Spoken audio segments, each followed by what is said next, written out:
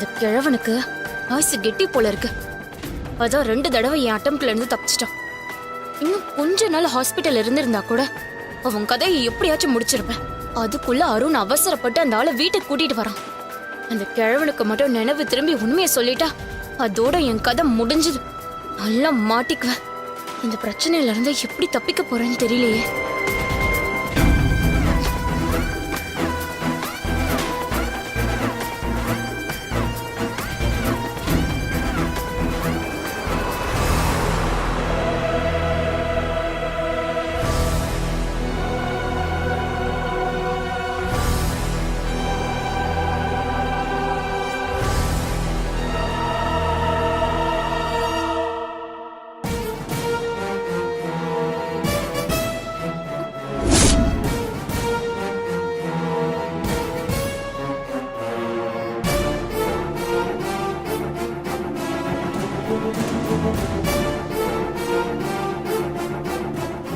எதுக்கு இவ்ளோ வேகமா ஓடி வந்த?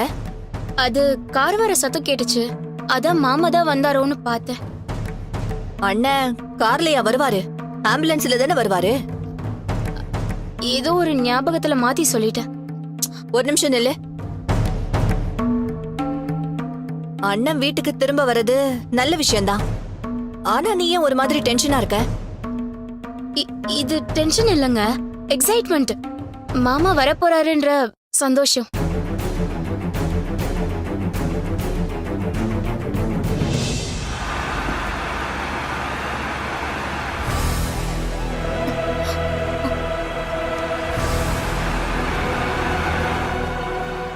அண்ணா வாங்க வாங்க. அத்தை மாமாவை கூப்பிடுங்க. என்னங்க என்னங்க? ஆ ஆ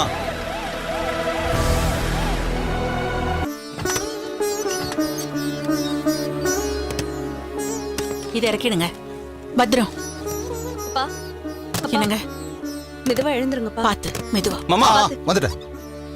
அப்பா பாத்து பாத்துங்க. பாத்து மெதுவா. மெதுவா ஆமா பாத்து. ஆ பாத்துப்பா. பாத்து மெதுவா.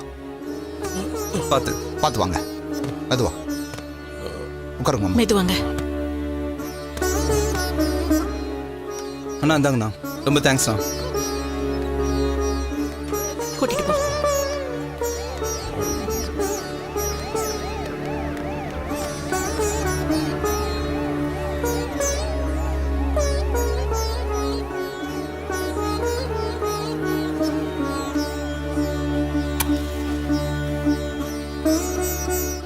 அண்ணன் முழுசா குணமாகி பழைய மாதிரி ஆகணும்னு எல்லாரும் மனசார வேண்டிக்கோங்க.